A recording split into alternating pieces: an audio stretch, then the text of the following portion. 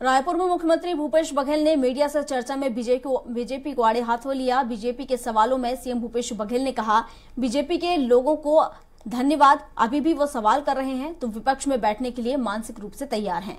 उन्होंने आगे कहा कि बीजेपी के लोग राम नाम से नोट और वोट मांगते हैं।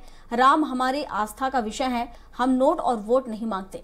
अपने बूते पर बीजेपी कुछ नहीं कर सकती। बीजेपी में पर भरोसा तीन परोसा की नीति है। वहीं मणिपुर में बाहरी ताकतों के हाथ होने की आरएसएस प्रमुख मोहन भागवत की बात पर सीएम भूपेश बघेल ने कहा कि विश्व गुरु यानी मोदी जी कहते हैं कि भारत की सीमा सुरक्षित है और भागवत जी कहते हैं कि बाहरी ताकत आ रही है। दोनों की बातों में विरोधाभास है, दोनों मिलकर गुमराह कर रहे हैं।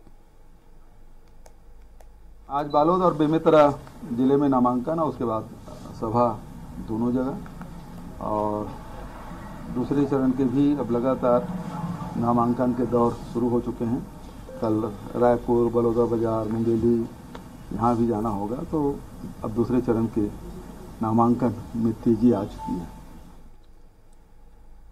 मैं तो भारतीय जनता पार्टी साथियों को धन्यवाद देना चाहता हूँ कि अभी भी वो सवाल पे अटके हैं, तो इसका मतलब ये है कि मानसिक रूप से तैयार हैं वो विपक्ष में बैठने के लिए। अब वो सवाल इस बात का है कि वो आंकड़ा 13 मेंटेन करेंगे कि उससे भी नीचे जाएगा।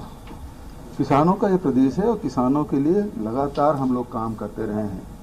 कोरोना भी था, संकट का समय था, और इसी लगातार किसानों के हित में हम लोगों को काम कर रहे हैं, ताकि यदि किसान मजबूत होगा तो छत्तीसगढ़ मजबूत होगा, छत्तीसगढ़ के लोग मजबूत होंगे। और इसलिए हमने किसानों के पक्ष में ये घोषणा की है। हमने आर्थिक सर्वेक्षण कराया 1 अप्रैल से। उस आधार पे हमने पाया कि 47,000 लोग अभी भी आवासहीन हैं, तो उन लोगों के पहले किस्त जारी हो गई।